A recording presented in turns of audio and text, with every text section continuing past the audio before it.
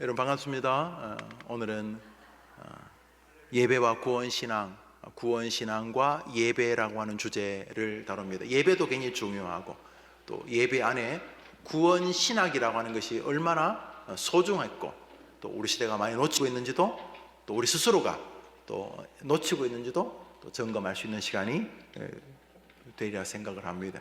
오늘 두 번째 시간 예배와 구원신앙 두 번째 파트 예배의 기원. 원래 예배란 무엇이? 가톨릭 천년의 그 혼란스러운 예배 말고 원래 예배란 무엇인가 상고하겠습니다.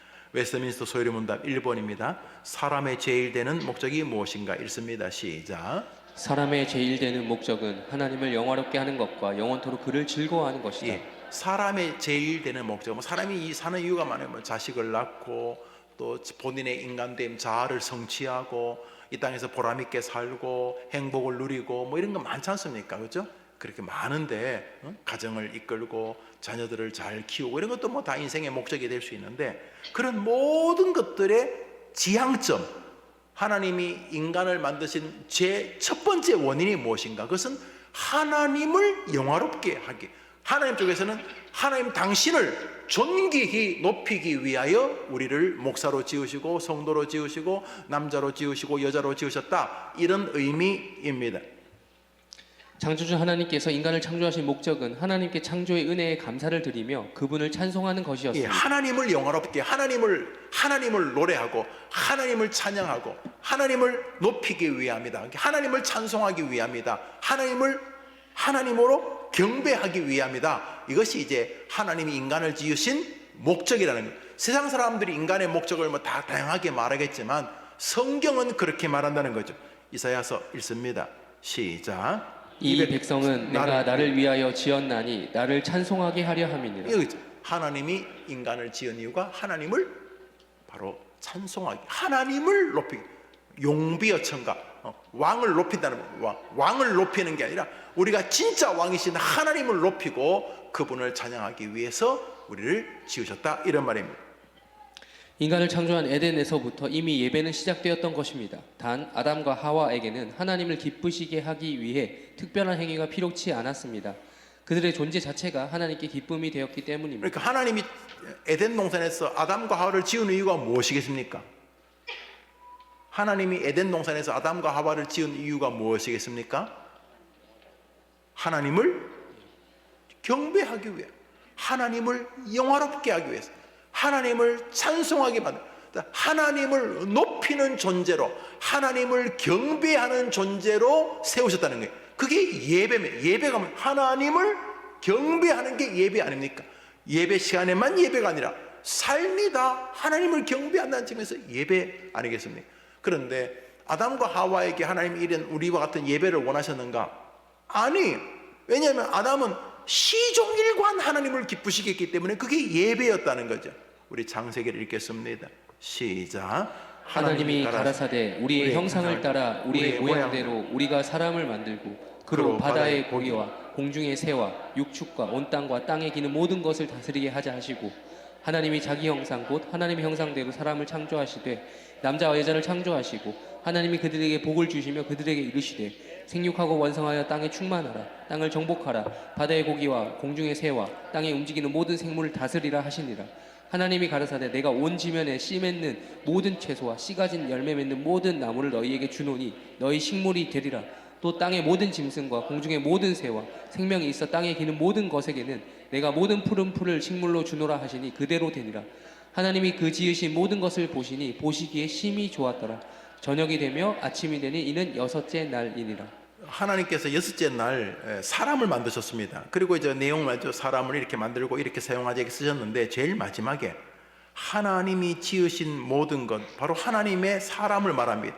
하나님이 지으신 것, 바로 아담과 하와를 윗구절에서 말하고 있는 하나님이 지으신, 첫째 날 빛을 만드시고서도 좋았더라 모든 것 다 좋으셨는데 하나님이 사람을 만드시고는 심히 좋았다고 하니까, 심히 좋았다는 게 뭡니까? 하나님이 기쁘시다는 거죠. 예배가 뭐라? 하나님을 기쁘시게 하고 하나님을 영원토록 즐거워하는, 하나님을 즐겁게 하는 게 예배니까 아담과 하와는 특별한 행위를 할 것 없이 에덴 동산에서 아침에 일어나고 눈 뜨고 살고 저들끼리 사랑하고 이 모든 것이 하나님이 보시기에 좋은 예배였던, 에덴 동산은 아담이 숨 쉬는 것도 예배고 자는 것도 예배였던 거죠. 그죠? 굳이 예배라고 이렇게 찬송 부르고 안 해도 뭐 헌금하고 안 해도 그냥 그 자체가 하나님을 기쁘시게 하는 예배였다는 것. 에덴 동산에서 범죄하기 전에 이것이죠.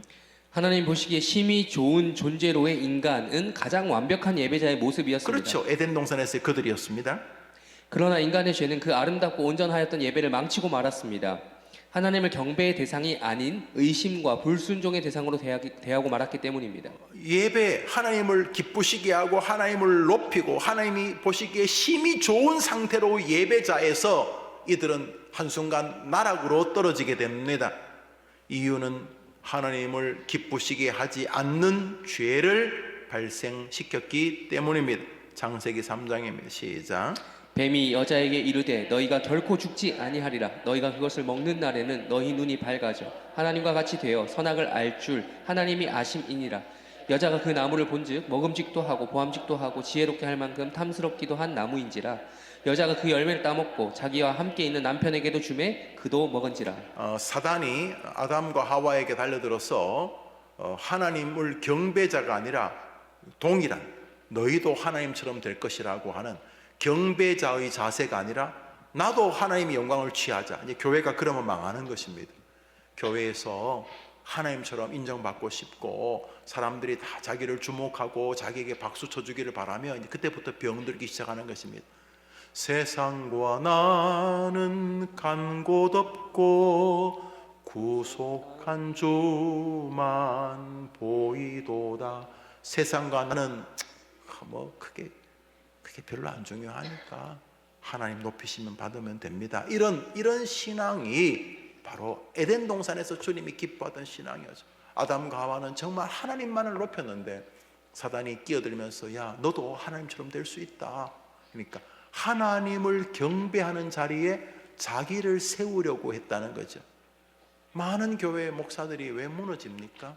이렇게 자기를 이렇게 그 자리 자꾸 세우고 싶어 하는 거예요. 아니 성도들이 목사를 동력하고 사랑하는 건 귀한 일이죠.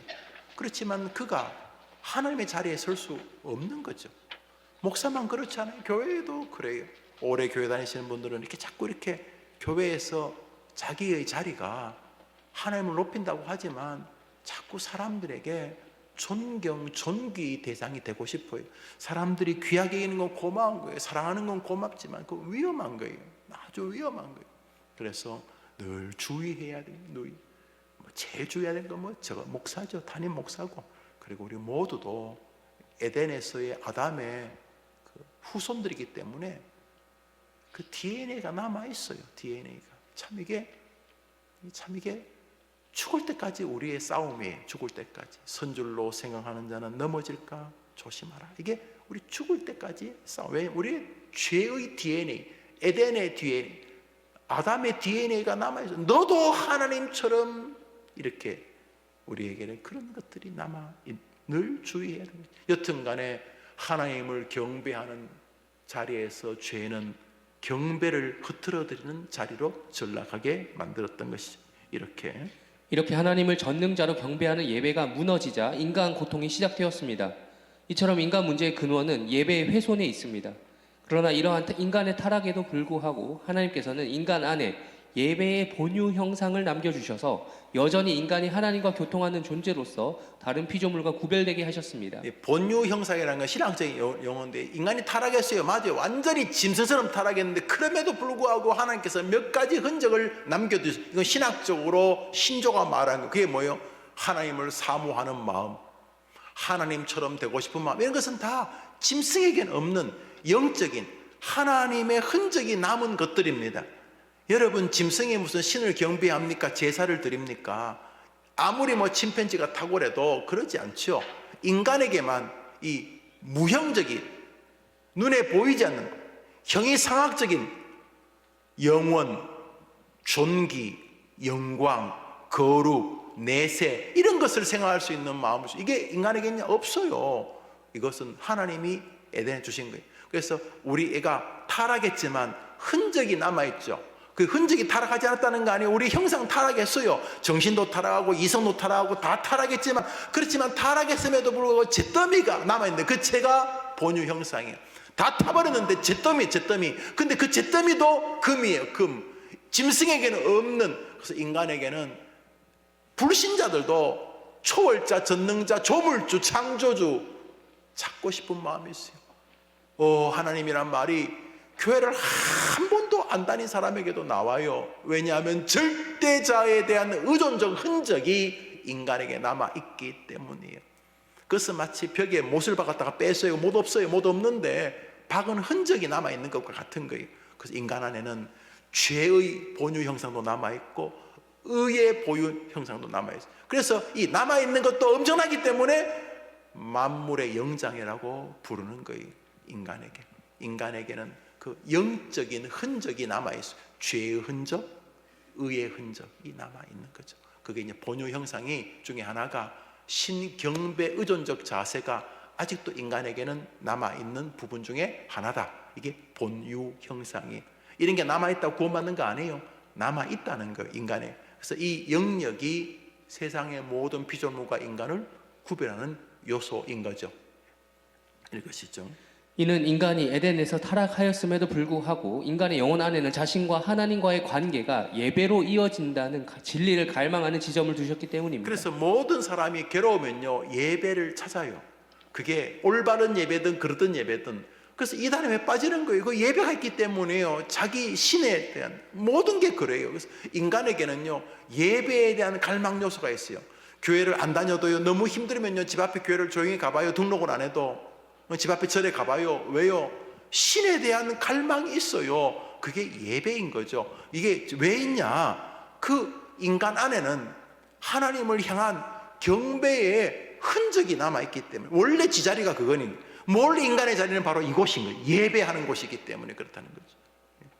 그래서 불신자라 할지라도 모든 인간 안에는 하나님, 초월자를 향한 예배적 요소가 있는 것입니다. 이러한 하나님을 향한 인간 예배의 모습은 에덴에서의 타락 이후 창세기 4장에서 다시 등장합니다. 예, 곡식을 거두거나 가을이 왔는데 풍성한 곡식이었나 봐요. 아벨과 가인과 아벨이 좋은 풍성한 곡식을 거두니까 그들의 마음에 예배의 마음이 또 생기기 시작했다는 거죠. 창세기 4장입니다. 시작. 세월이 지난 후에 가인은 땅의 소산으로 제물을 삼아 여호와께 드렸고 아벨은 자기도 양의 첫 새끼와 그 기름으로 드렸더니. 이 가인을 볼 때 그는 부족한 인간입니다만 부족한 인간의 마음 안에도 추수를 하거나 풍성한 가축을 이렇게 친 다음에 무언가 신적인 경외심, 감사가 오는 거죠. 그래서 하나님께 예배는 정상적인 태도예요. 우리 아이들의 마음에도 신에 대한 예배가 있어요. 근데 그게 잘 가르치는 교회나 가정이라면 그 아이가 예배를 사모할 것이고 잘못 가르치면 예배를 귀찮아하고 짜증스러워하겠죠. 그러니까 이게 잘 가르치, 교회도 잘 가르치고 부모도 잘 가르쳐야 되는 거죠. 왜냐하면 인간의 마음에는, 모든 마음에는 신에 대한 예배의 본유 형상이 남아있기 때문인 거죠. 누구에게나 그래요. 누구에나. 그것이 고난이나 고초로 연결되면 좀 더 활성화되어질 뿐이지 인간 안에는 예배의 마음이 있어요. 그래서 믿음을 잘 자라면 기쁨에도 고난에도 슬픔에도 즐거움에도 예배자로 나아가게 되는 것이죠. 가인과 아벨이 추수를 한 뒤에 신적 경외의 마음이 예배의 형태로 나타난 것입니다. 이 정신은 그 후에도 하나님의 백성들에게 이어졌습니다. 노아의 예배는 홍수 심판이 끝나고 그들이 방주에서 나와 최우선으로 한 행위였습니다. 그들이 홍수, 참 오랜 홍수가 끝난 다음에 다들 이제 묻이 드러나고 땅이 드러나면서 이제 물이 다 빠지고 나서 그들이 이제 배에서 나오잖아요. 배에서 나온 다음에 한 행위가 바로 그것이었습니다. 창세기 8장입니다. 시작. 노아가 여호와께 제단을 쌓고 모든 정결한 짐승 중에서 제물을 취하여 번제로 제단에 드렸더니. 네, 예배는 경배와 감격의 어떤 표현이죠. 인간 안에 있는. 예. 노아 가족이 그들의 구원을 확인했을 때 가장 먼저 한 행위도 예배였던 것입니다. 나아가 이스라엘 역사에서 중요한 지위를 갖는 아브라함과 이삭과 야곱 역시 가는 곳마다 단을 쌓고 여호와의 이름을 부르는 예배를 드렸습니다. 믿음의 조상들인 선진들, 족장들인 아브라함, 이삭, 야곱, 아브라함의 하나님, 이삭의 하나님, 야곱의 하나님 이렇게 말할 때 믿음의 어떤 계보를 잇는, 그러니까 믿음의 뿌리들이죠.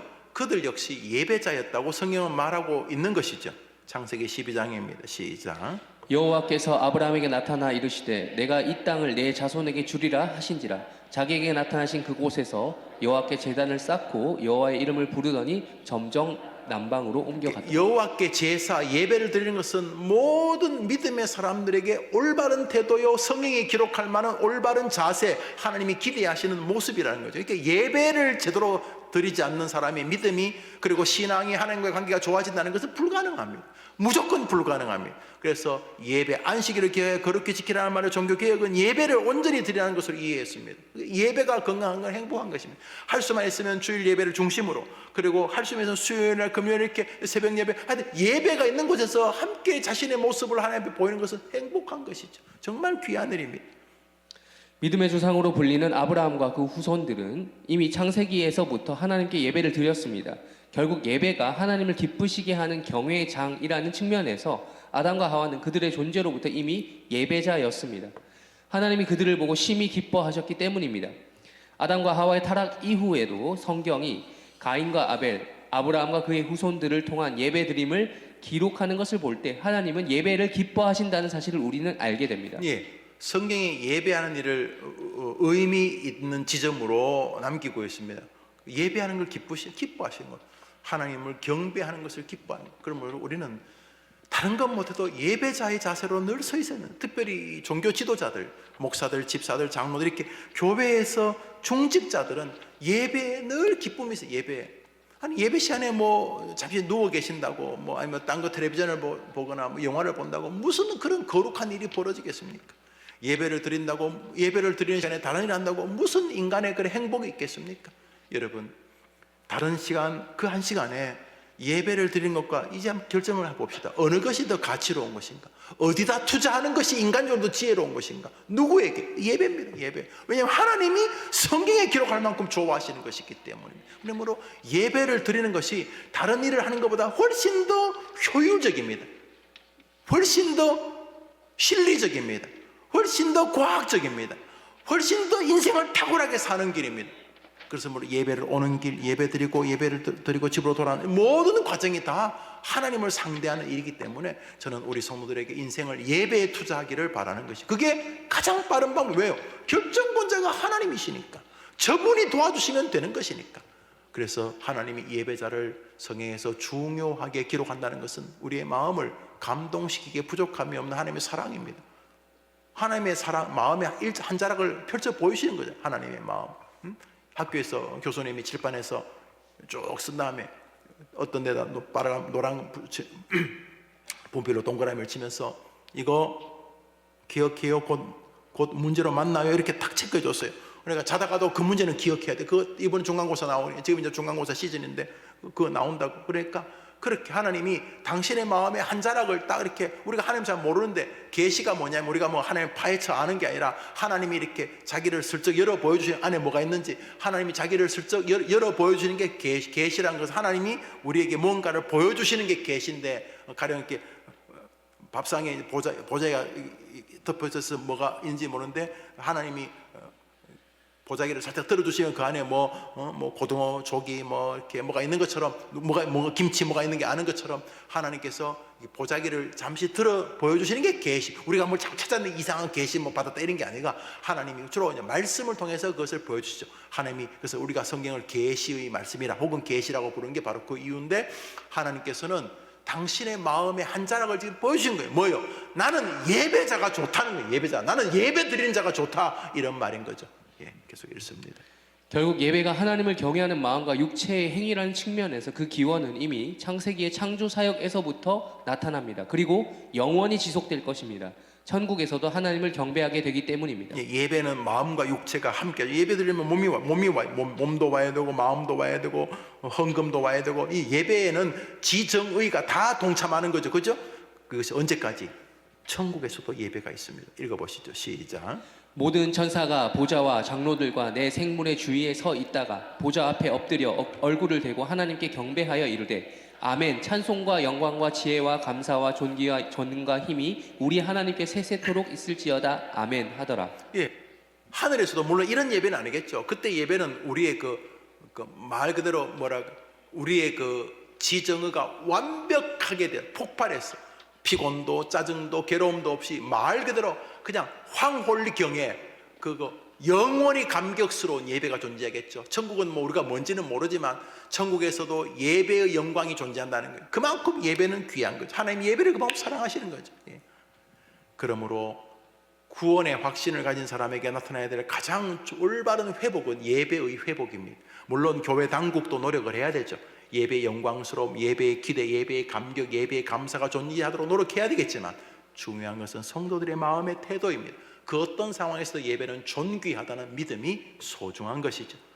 세 번째로, 그럼 왜 예배를 드려야 합니까? 예배에 대해서 예배는 하나님을 경배하는 것이다, 이걸 살펴보았습니다. 그럼 왜 예배를 드려야 하는가? 웨스트민스터 신앙고백 13장 성화 1절 읽습니다. 시작.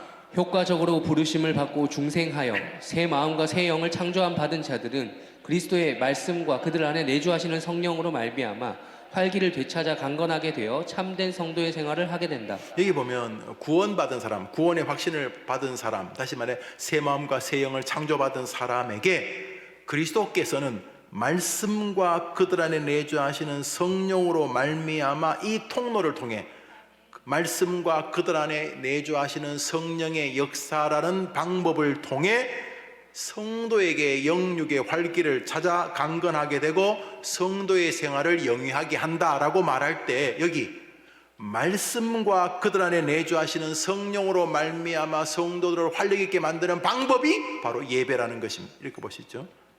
성경과 신조의 주장은 명백합니다. 구원받은 사람에게 하나님은 예배를 통해 말씀과 성령의 은혜를 계속 공급하셔서 성도로 세상을 이기게 하신다는 것입니다. 웨스트민스터를 만든 이 퓨리탄들, 커버넌트들의 정신 생각은 명백합니다. 하나님은 예배를 통해 말씀과 성령의 은혜를 성도들에게 지속적으로 공급하신다는 것입니다. 그러므로 예배는 우리가 하나님을 경배하는 장소일 뿐만 아니라 예배는 우리가 하나님으로 인하여 말씀과 성령의 은혜로 더욱 건강한 믿음의 길을 걸어가게 하는 방법이 되는 것입니다. 웨스트민스터 신앙고백 13장 성화 3조입니다. 시작. 그 남아있는 부패한 부분이 당분간은 상당히 우세할지 모르나 그리스도의 성결케 하는 영으로부터 힘을 계속적으로 공급받음으로써 중생한 부분이 이기게 되며 성도들은 은혜 안에서 자라나고 거룩함을 온전히 이룬다. 이 과정, 이런 성화의 과정의 핵심에 예배가 존재한다는 것입니다. 여러분, 이 부분을 꼭 기억해 보십시오.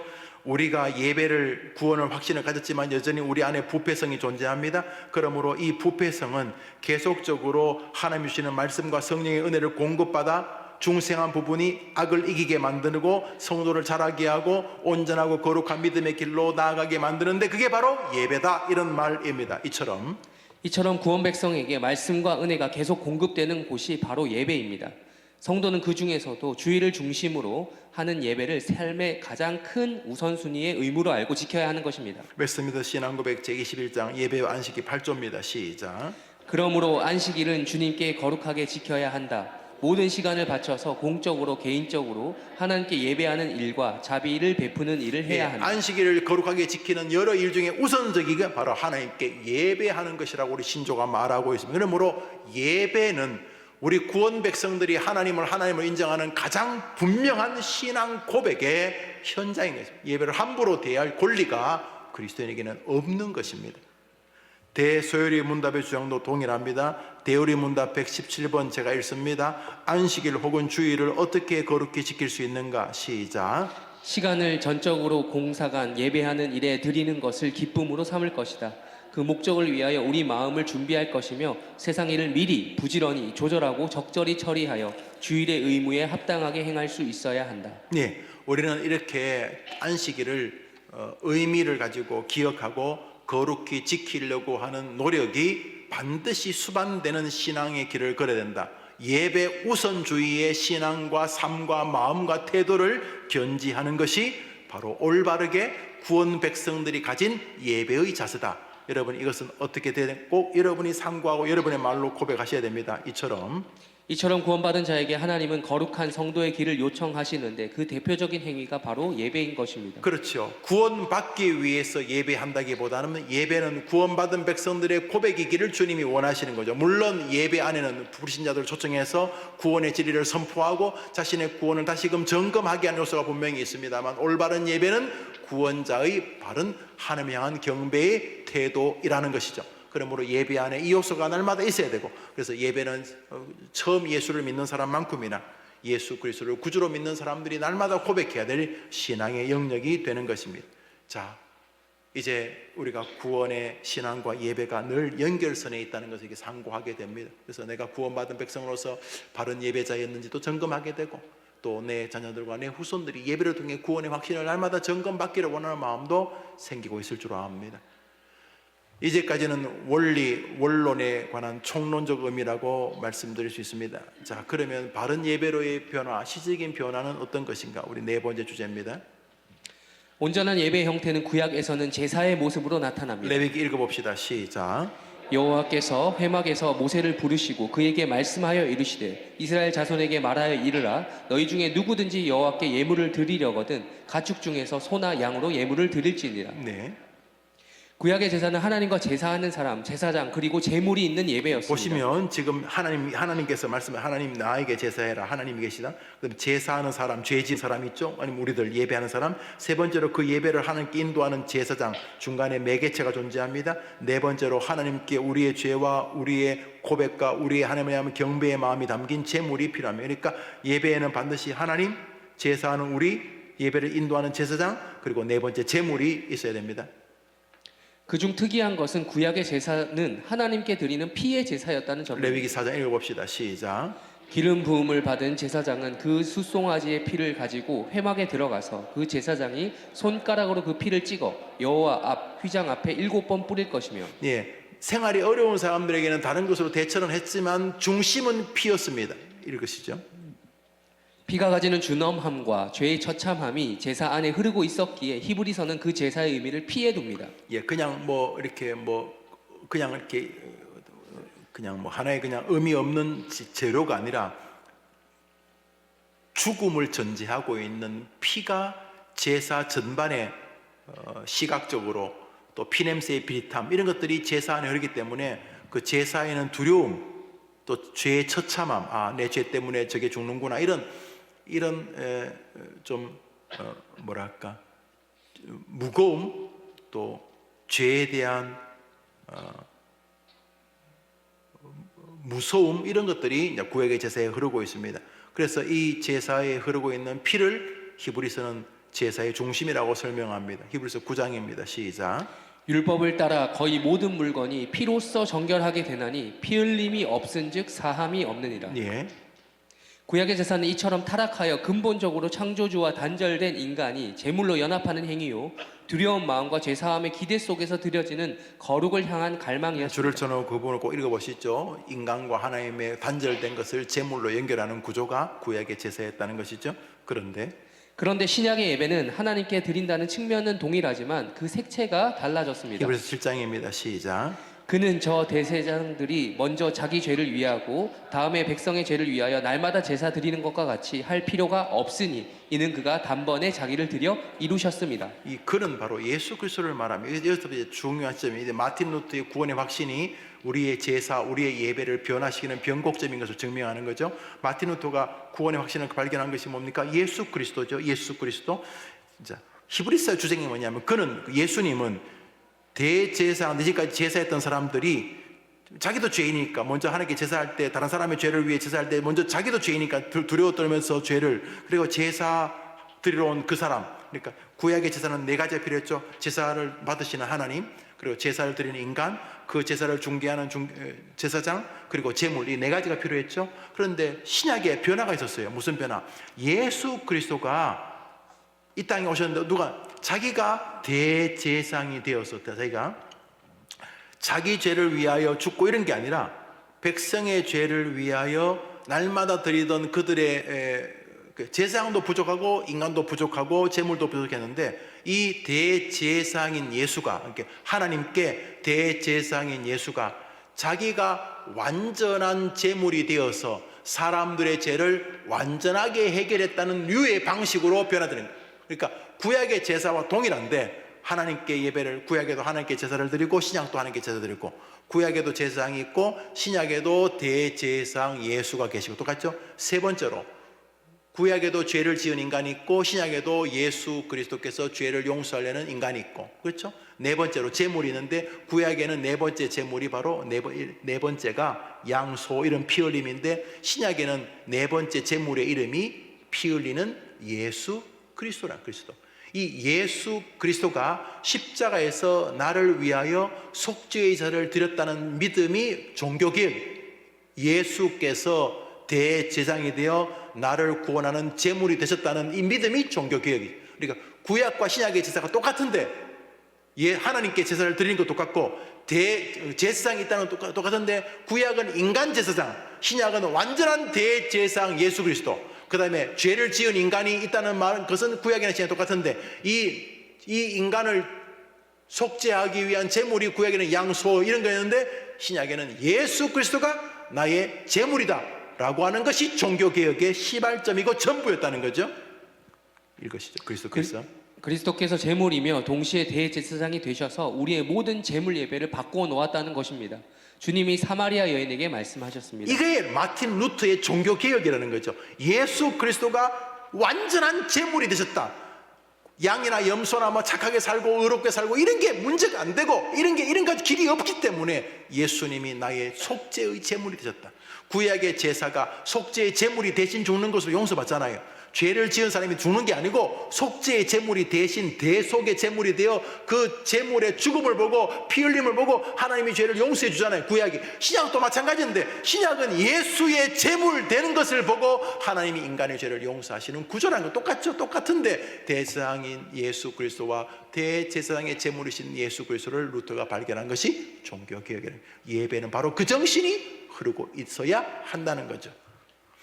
예수님이 사마리아 우물가에서 그 여인을 만나 이렇게 말합니다. 읽읍시다. 시작. 아버지께 참되게 예배하는 자들은 영과 진리로 예배할 때가 오나니 곧 이때라. 아버지께서는 자기에게 이렇게 예배하는 자들을 찾으시느니라. 하나님은 영이시니 예배하는 자가 영과 진리로 예배할지니라. 예, 이 여자와 만나면 잘 아시죠? 이 여자가 참 기구한 운명의 인생을 살았는데, 물길을 오는 것은 햇빛이 쨍쨍 내리지는 대낮이었어요. 왜냐하면 아침 저녁으로 물질러 오면 여자들이 뭐 저 여자가 어쩌고 저쩌고 뭐 이렇게 할 것 같아서 그런 구설수에 오르고 싶지 않아서 사람들 피해서 물길로 온 것도 같아요. 느낌이 그래요.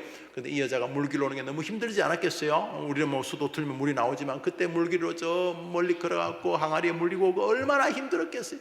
그래서 물 이야기를 하다가 예수님에게 그런 놀라운 물이 있다는 예수님 말을 듣고 그게 뭐냐 그러니까 바로 예수 그리스도가 자기가 생명의 물이라 이런 얘기를 하고 있는 중에, 그 중에 이제 신령과 진정으로 예배할 때가 온다라고 말하고 있는 거예요. 이게 완전한 예배, 진짜 예배가 드릴 날이 온다 이렇게 말하는 거죠. 이것이죠. 예수님은 하나님께 예배를 드릴 때 양과 소가 아니라 신령과 진정으로 예배하는 날이 오는데 그것이 이때라고 말씀하셨습니다. 즉 양과 소의 피가 아니라 영과 진리라는 제물로 예배한다는 의미입니다. 신령과 진리는 무엇입니까? 예, 그때는 영이 뭡니까? 온전한 영, 온전한 스피릿. 그리고 진리가 뭡니까? 온전한 진리, 온전한 거짓이 없는 진실, 온전한. 이 말은 하나님 보실 때 진정한 영, 진정한 진리, 진정한 진실, 하나님 보실 때 흠도 점도 없는 완전한 예배, 하나님을 완벽하게 만족시키는 예배로 드릴 때가 온다는 거죠. 누가 진짜 영입니까? 누가 진짜 진리입니까? 성경 읽어보시죠. 시작. 요한복음 14장입니다. 시작. 내가 곧 길이요 진리요 생명이니 나로 말미암지 않고는 아버지께로 올 자가 없느니라. 그래서 내가 바로 길이고 진리고 내가 바로 영이고 내가 바로 생명의 진리고 트루고 내가 스피릿이고 내가 모든 재물을 완벽하게 만족시키는 완전한 제사의 제물이라는 거죠. 바로 예수 그리스도를 통한 구원의 진리를 말하는 것이죠. 마틴 루터가 발견한 바로 그 진리, 오직 예수 그리스도만이 나의 구원자라는 진리를 이 예수님께서 이 여인에게 말한 거죠. 루터가 1517년에 다시금 세상에 온전히 선언해 놓았던 진리는 루터가 개발한 진리가 아니라 원래 예수 그리스도만이 구원자 되시는 성령의 진리를 사람들에게 다시 가르쳐 준 것이죠. 바로 예수 그리스도 자신을 의미합니다. 그분이 진리의 영이고 구원의 길로 우리를 이끄시는 완전한 제물이기 때문입니다. 그런즉 신령과 진정으로 드려지는 예배는 예수님으로 말미암아 예수님을 통하여 하나님께 드려지는 예배입니다.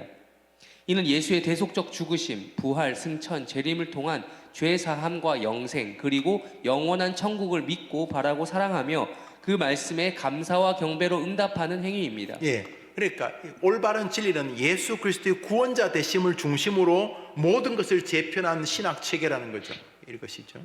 바로 기독교의 참 예배입니다. 참 예배의 중심에는 그 일을 가능하게 하신 하나님이 준비하신 제물, 곧 하나님의 어린 양 그리스도가 있습니다. 마틴 루터의 종교 개혁의 중심에 누가 있습니까? 하나님의 어린 양. 어린 양이 뭡니까? 예수 그리스도의 죽으심의 속죄의 제물을 말. 우리는 뭐 어린 양 그러니까 뭐 양고기 생각하겠습니다만 예수 그리스도께서 말한 어린 양이나 구약의 신약에 있던 이스라엘 사람들의 어린 양은 곧바로 제물을 말하는 것입니다. 제물 대신은 예수 그리스도. 예수 그리스도를 통한 구원의 진리를 루터가 발견한 것이니 이것은 루터가 다시 조작한 것이 아니라 성경에 말한 원래의 진리를 다시금 국민들, 사람들에게 기억시킨 리바이벌, 다시 살아나는 진리를 우리에게 말한 것이 바로 예수 그리스도. 그 부분을 줄을 끊으시죠. 결국 예수 중심으로 한 죄사함, 영생, 구원, 진리, 이 예수 그리스도의 은혜에 대한 감사의 경배, 이것이 예배죠. 그러니까 예수 없는 예배는 예배가 될 수가 없는 거예요. 예배라는 것은 예수를 통한 모든 재편의 고백이고, 예수를 통한 은혜의 재확신이고, 예수를 통한 하나님의 사랑에 대한 감격의 우리의 신앙의 어떤 높임인 거죠. 그러니까 예배라는 것은 예수 그리스도와 연관성에 존재하는 것이죠. 로마서를 읽습니다. 시작. 이 예수를 하나님이 그의 피로써 믿음으로 말미암은 화목제물로 세우셨으니 이는 하나님께서 길이 참으시는 중에 전에 지은 죄를 간과하심으로 자기의 의로우심을 나타내려 하심이니. 예수님을 하나님과 인간 사이에 화목제물로 세우셔서 그 전에 있었던 모든 부족한 점을 예수님을 인하여 다 온전히 해결하셨다는 거죠. 온전히. 이게 루터가 발견한 구원의 진리인 거죠. 예수님을 통하여 모든 것을 하나님이 온전하게 해결하셨다. 이것이 루터의 가슴을 뜨겁게 만든 거죠. 예수 그리스도가 천년 만년 해봐야 갈등과 고민과 번민과 열등감에서 벗어나지 못하는 이 나를 해결하는 유일한 방법이셨기 때문에 하나님이 나에게 예수 그리스도를 보내셨구나라는 고백이 루터의 종교개혁이었고 우리의 예배의 중심이어야 한다는 거죠. 그러므로 날마다 예배 안에는 예수의 복음이 전파되어야 하는 것이죠. 그러므로 바른 예배는 예수의 피를 힘입어 열린 천국을 향한 길에서 외치는 하나님을 향한 감사와 경배입니다. 그러니까 예배는 결국 예수님을 주시는 것에 대한 고백과 감사의 선언이어야 할 수밖에 없는 것이죠. 히브리서 읽습니다. 시작. 그러므로 형제들아 우리가 예수의 피를 힘입어 성소에 들어갈 담력을 얻었나니 그 길은 우리를 위하여 휘장 가운데로 열어놓으신 새롭고 산 길이요 큰 제사장이 계심에 우리가 마음의 뿌림을 받아 몸을 맑은 물로 씻었으니 참 마음과 온전한 믿음으로 하나님께 나아가자. 여기 보면 형제들아 우리가 예수의 피를 힘입어 성소에 들어갈 담력을 얻었나니, 이게 루터 아닙니까?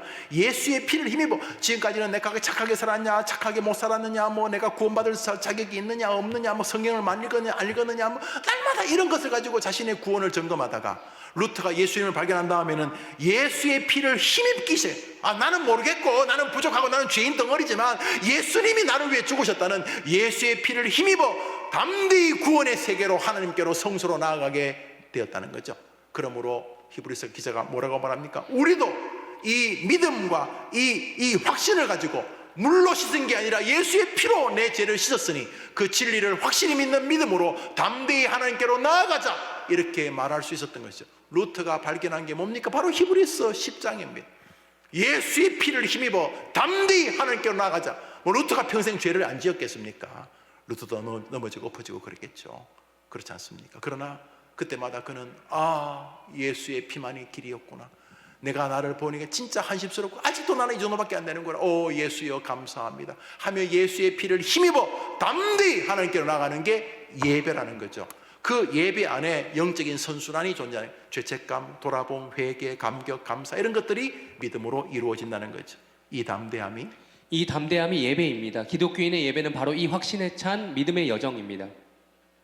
우리 골로새 읽읍시다. 시작. 그의 십자가의 피로 화평을 이루사 만물 곧 땅에 있는 것들이나 하늘에 있는 것들이 그로 말미암아 자기와 화목하게 되기를 기뻐하심이라. 무엇으로 화평을 이루셨다고요? 십자가의 피. 그런데 십자가의 피 말고 다른 것을 가지고 뭔가 시도를 하려는 것이 얼마나 불충한 것이고 교만한 것인가를 보게 되는 것입니다.